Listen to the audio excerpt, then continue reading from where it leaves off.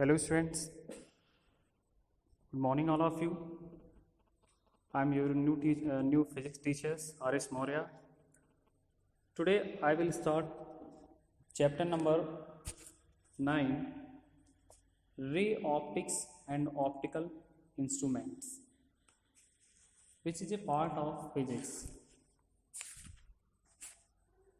So first of all,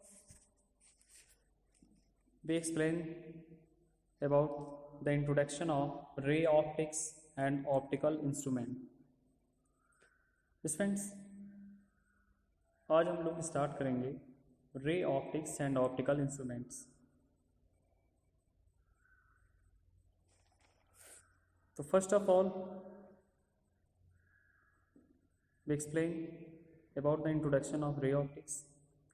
Nature has endowed the human eye, means retina, with the sensitivity to detect electromagnetic waves within a small range of electromagnetic spectrum. Students, आप सभी जानते हैं कि इस कुदरत ने मनुष्य की आँखों को कुछ इस प्रकार से बनाया है कि वो एक स्मॉल रेंज की इलेक्ट्रोमैग्नेटिक वेव्स को पहचान सके. And electromagnetic radiation belonging to this region of the spectrum, wavelength of about 400 nanometer to 750 nanometer is called light.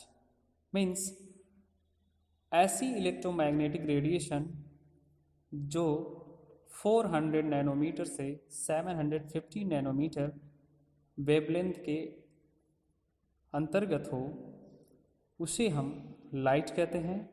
And it is mainly through light and the sense of vision that we know and interpret the world around us. तो इसे हम मुख्य रूप से प्रकाश कहते हैं, जिसके द्वारा हम इस खूबसूरत सी दुनिया को देख सकते हैं, इसे इंटरप्रेट कर सकते हैं. तो there are two things that we can intuitively mention about light from common experience. First, that it travels with enormous speed, and second, that it travels in a straight line.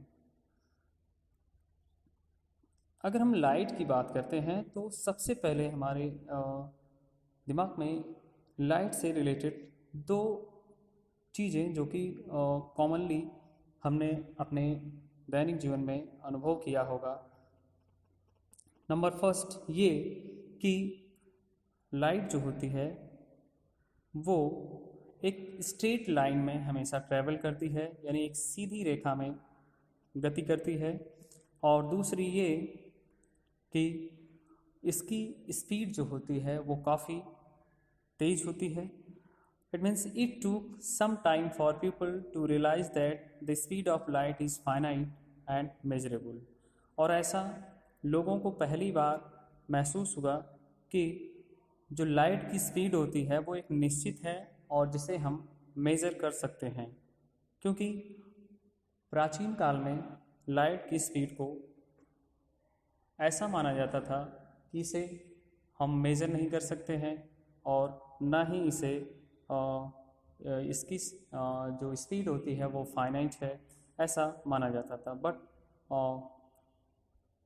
in modern age physics, light is finite and measurable. Its presently accepted value in vacuum is C is equal to 2.99792458 into 10 to the power 8 meter per second.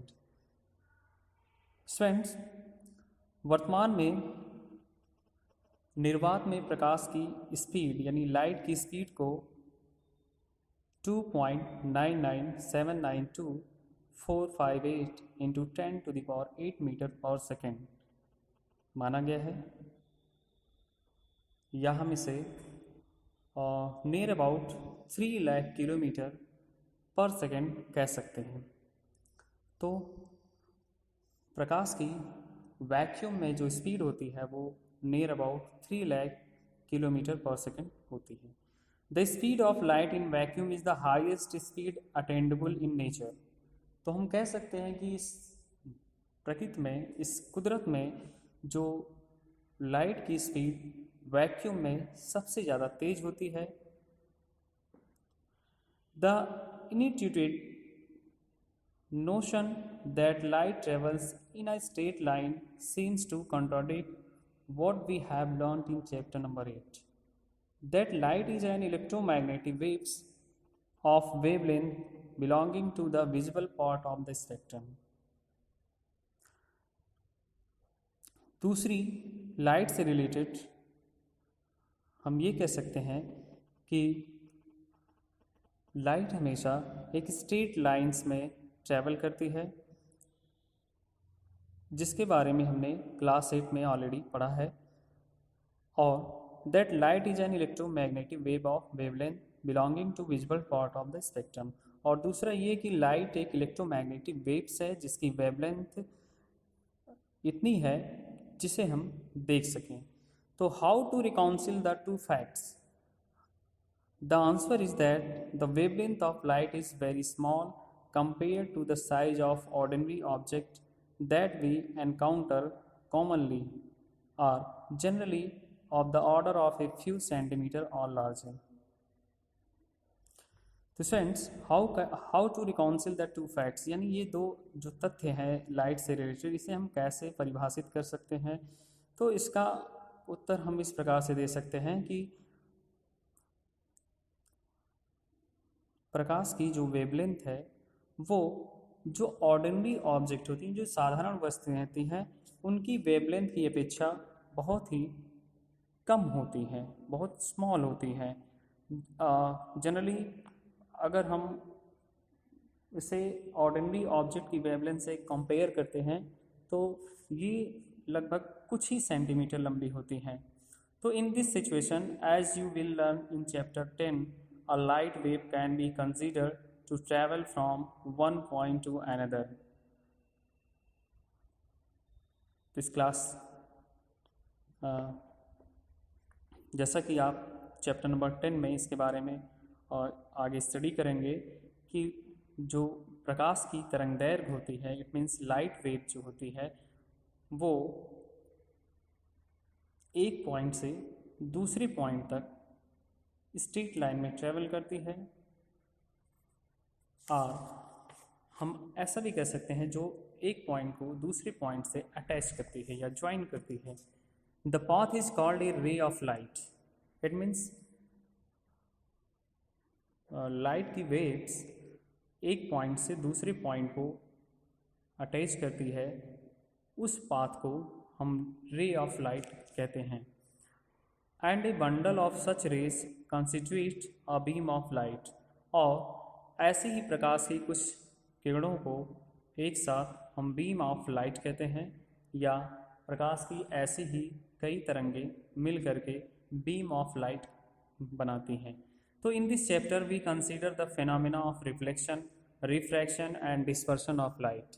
तो friends, इस chapter में हम प्रकाश की reflection, refraction और dispersion of light के बारे में स्टडी करेंगे। और इसके साथ ही साथ हम प्रकाश की जो रेज होती हैं उनकी सहायता से हम उनके रिफ्रैक्शन, रिफ्लेक्शन और डिस्पर्शन के बारे में स्टडी करेंगे।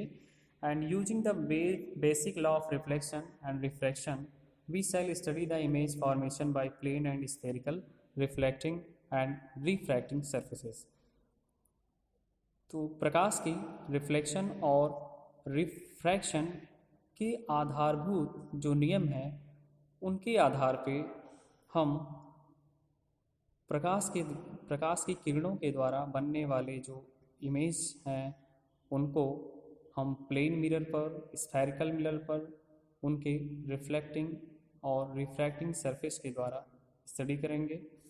तो we then go on to describe the construction and working of some important optical instrument including the human eye. इसके बाद हम ऑप्टिकल इंस्ट्रूमेंट्स जैसे कि ह्यूमन आई जो एक ऑप्टिकल इंस्ट्रूमेंट की भांति कार्य करती है।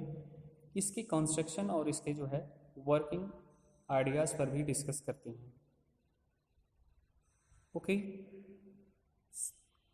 So students, this is enough for today. We will meet on next day for in detail of introduction of lights. Okay.